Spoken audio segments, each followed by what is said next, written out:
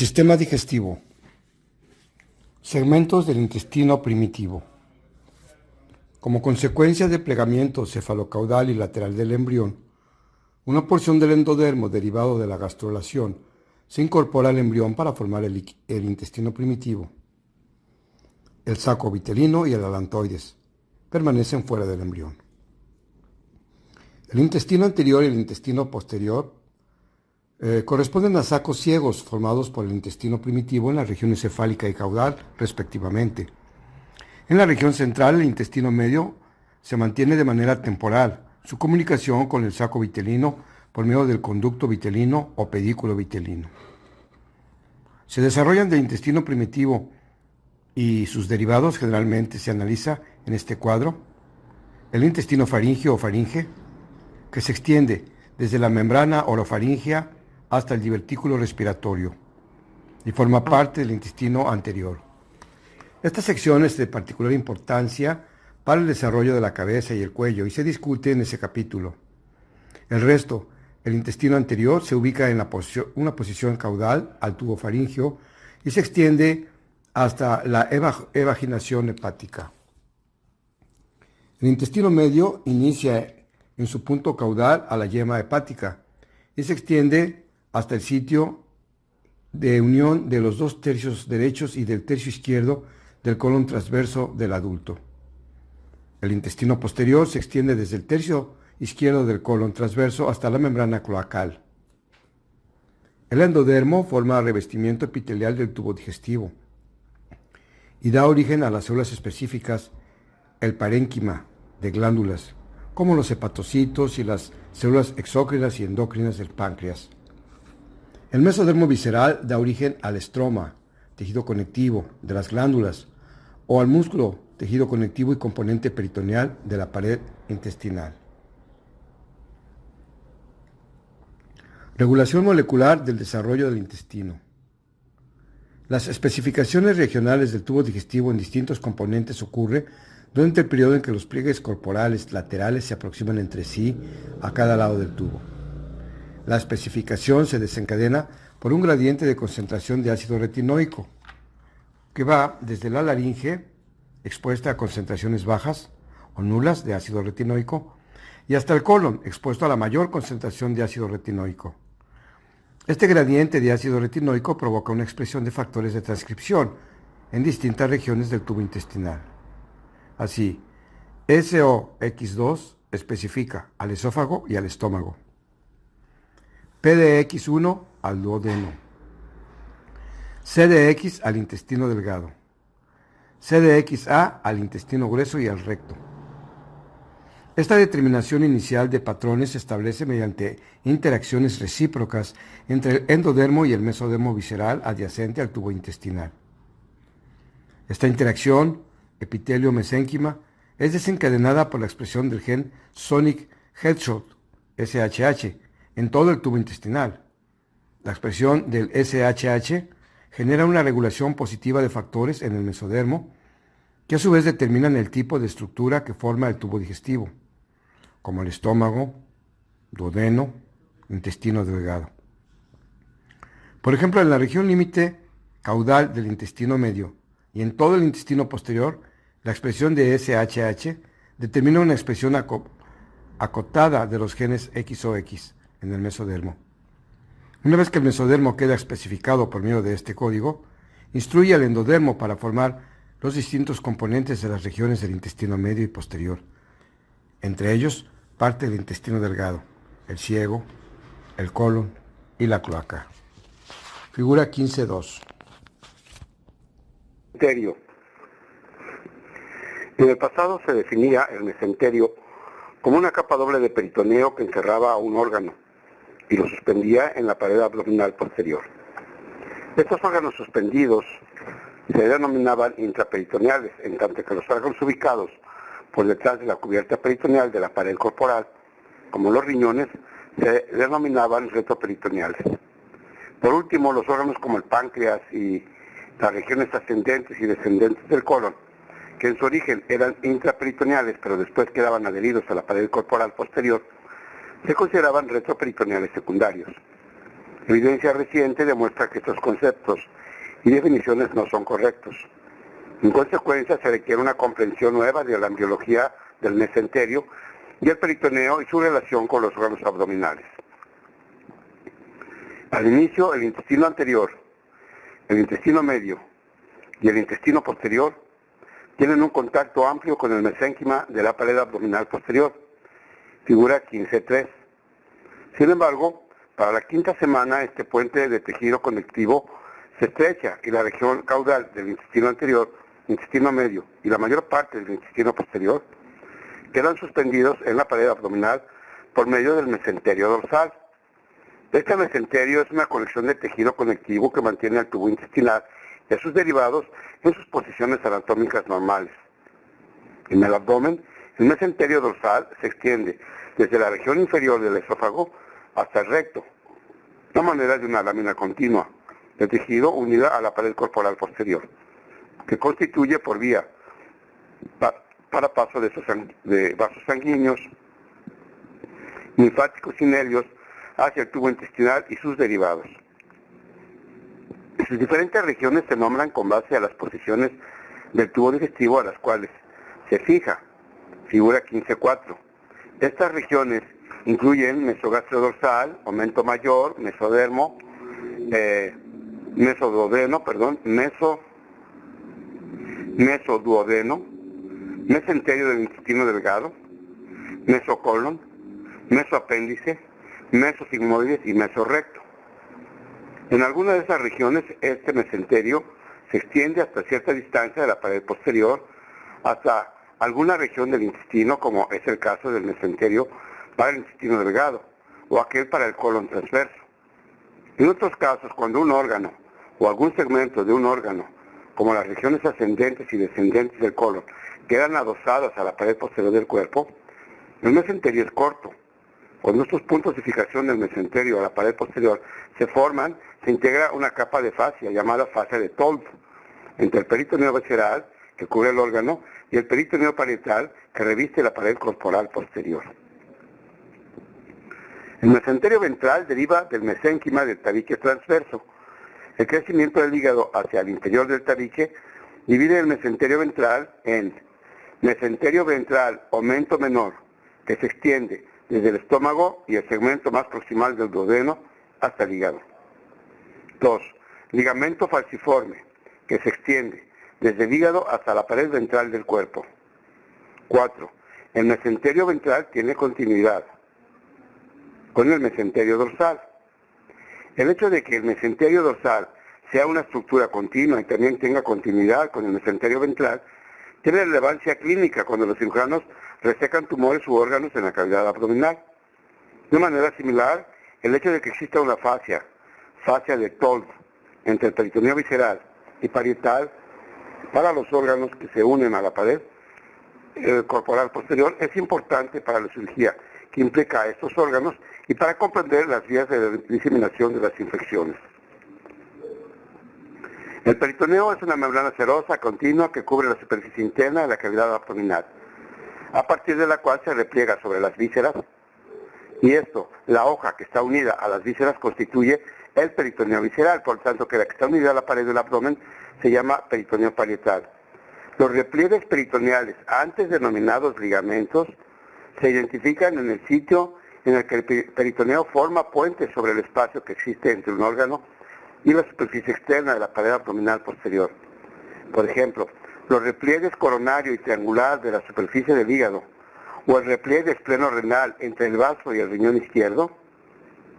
El conocimiento sobre estos repliegues es importante durante la cirugía, al definir planos de corte para eliminar órganos o acceder a los espacios y cavidades relacionadas con las vísceras.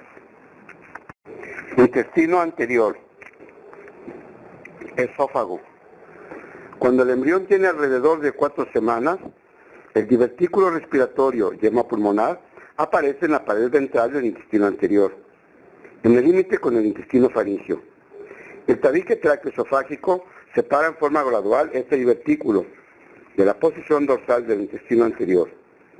De este modo, el intestino anterior se divide en una porción ventral, el primordio respiratorio, y una dorsal, el esófago.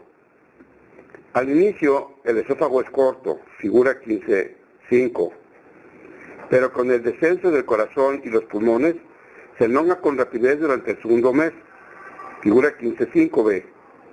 La capa muscular que se forma a partir del mesénquima visceral circundante es del tipo estriado en los 2 tercios superiores y está inervada por el nervio vago.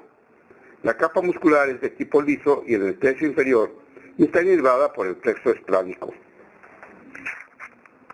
Estómago. El estómago inicia su desarrollo a partir del intestino anterior a la 4ª semana a manera de una dilatación fusiforme con gran cercanía al divertículo respiratorio en la región torácica primitiva. El crecimiento longitudinal de la región esofágica resulta esencial para que el estómago ocupe su posición en la cavidad abdominal. Por debajo del diafragma, si este crecimiento no se presenta, la consecuencia es una hernia diafragmática, en la que el estómago permanece en la cavidad torácica y comprime los pulmones. En las semanas siguientes trae la elongación de la región esofágica del intestino anterior.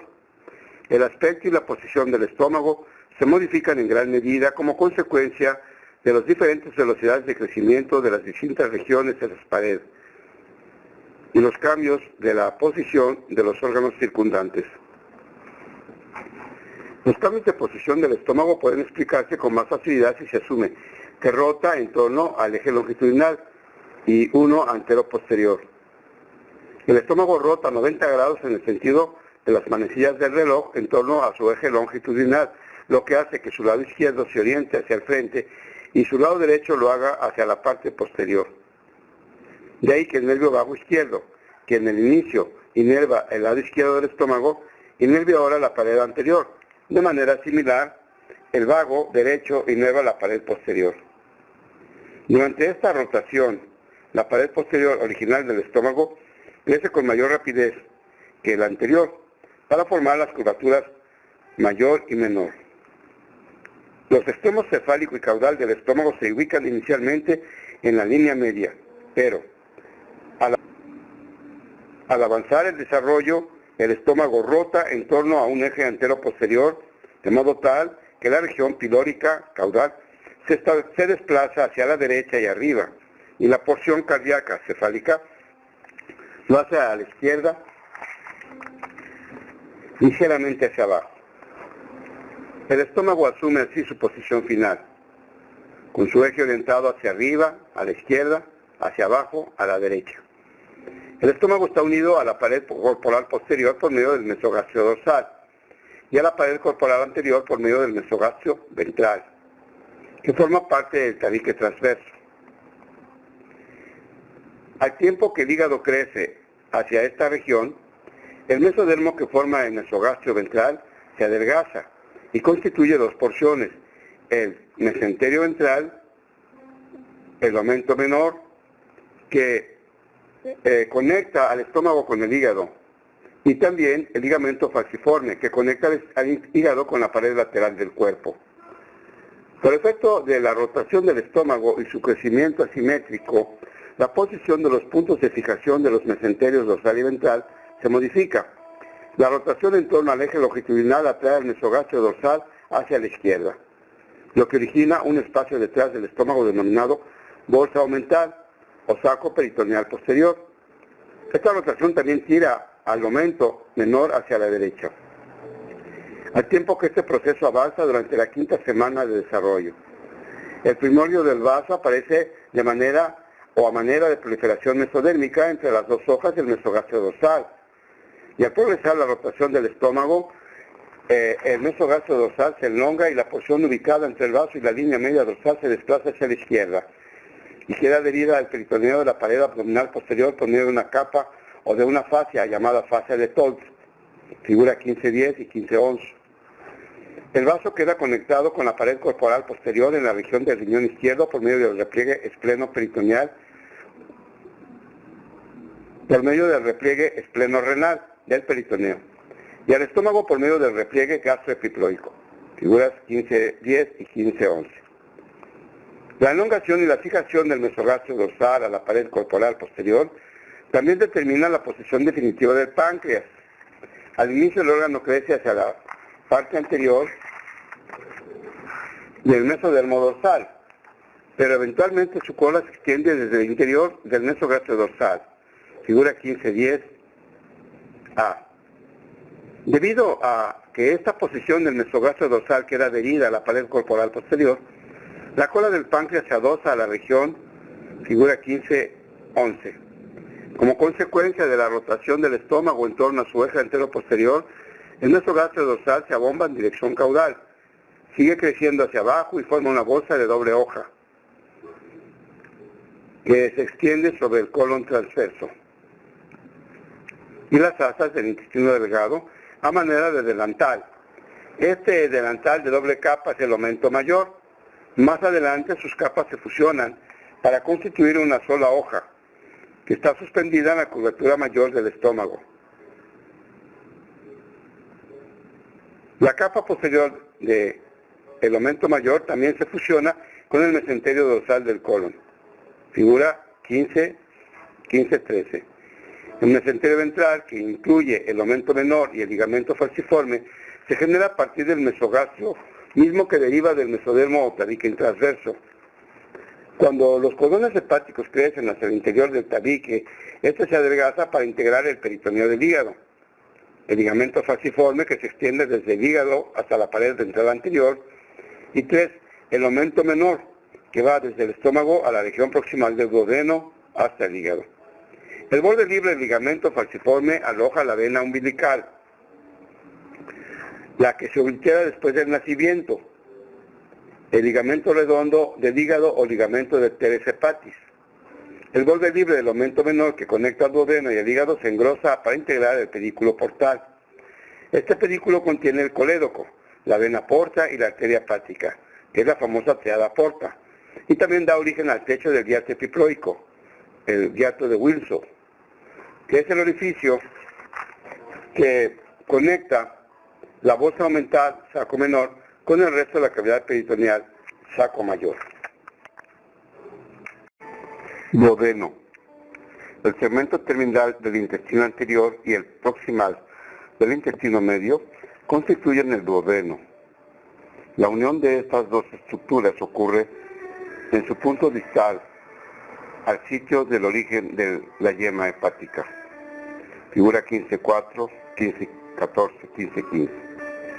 Al tiempo que el estómago rota, el duodeno adquiere una configuración de asa en forma de C y rota hacia la derecha. Esta rotación, junto con el crecimiento rápido de la cabeza del páncreas, desplaza el duodeno de su posición inicial a la línea media hacia el lado derecho de la cavidad abdominal. El páncreas y la mayor parte del duodeno quedan adosados a la pared corporal posterior. Una porción pequeña de la región distal del duodeno bulboduodenal conserva una extensión del mesenterio y permanece separada de la pared posterior del cuerpo. Durante la segunda o el segundo mes, la luz del duodeno se oblitera por la proliferación de células de sus paredes. Sin embargo, se recanaliza poco después, figura 15-18A y B, debido a que el intestino anterior es irrigado por las arterias celíacas. Tanto el intestino medio recibe sangre de la arteria mesentérica superior.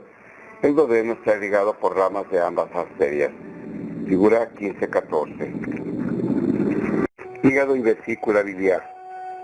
El primordio hepático aparece a la mitad de la tercera semana, como una invaginación del epitelio endodérmico, en el extremo distal del intestino anterior. Figura 15-14 y 15-15. La evaginación del divertículo hepático y yema o yema hepática está integrada por células en proliferación rápida que penetran al tabique transverso, esto es, la placa del mesodermo indicada en la cavidad pericárdica y el pedículo del saco vitelino. Figura 15-14 y 15-15. Mientras que las células hepáticas siguen penetrando al tabique, la conexión entre el divertículo hepático y el mesenterio anterior duodeno se estrecha para constituir el colédoco. Este último da origen a una evaginación ventral pequeña, brote que genera la vesícula biliar y conducto cístico. Al continuar el desarrollo, los cordones hepáticos epiteliales se entremezclan con las venas vitelinas y umbilicales que constituyen los sinusoides hepáticos. Los cordones hepáticos se diferencian en el parénquima hepático, células hepáticas o hepatocitos, y dan origen al recubrimiento de los conductos biliares. Las células hematopoyéticas, células de Kupffer y las células del tejido conectivo derivan del mesodermo del tabique transverso. Cuando las células del hígado han invadido todo el tabique transverso, de modo tal que el órgano sobresale de dirección caudal hacia la cavidad abdominal, el mesodermo del tabique transverso, que se ubica entre el hígado y el intestino anterior, forma el aumento menor o epiplón menor, y el que se ubica entre el hígado y la pared abdominal forma el ligamento falciforme. Juntos son conocidos como mesenterio ventral y tienen continuidad con el mesenterio dorsal. Regulación molecular de la inducción hepática. Todo el endodermo del intestino anterior tiene potencial para expresar genes específicos del hígado y diferenciarse en tejido hepático. Sin embargo, esta expresión se ve bloqueada por factores producidos por los tejidos circundantes, entre ellos el ectodermo, mesodermo no cardíaco y en particular la notocorda. Figura 15-21. La acción de estos inhibidores es bloqueada por la región hepática potencial por el factor de crecimiento de fibroblastos 2, FGF2, que secreta el mesodermo cardíaco y células adyacentes formadoras de vasos sanguíneos, adyacentes al tubo intestinal en el sitio de vaginación de la yema hepática. De este modo, el mesodermo cardíaco, junto con las células endoteliales vesiculares vecinas, instruye al endodermo intestinal para expresar genes específicos del hígado al bloquear a un factor que les inhibe. Otros factores que participan en esta instrucción son las proteínas morfogenéticas óseas, BMP, que secretan el tabique transversal. Las BMP parecen potenciar la capacidad del endodermo hepático para responder a la FGF2.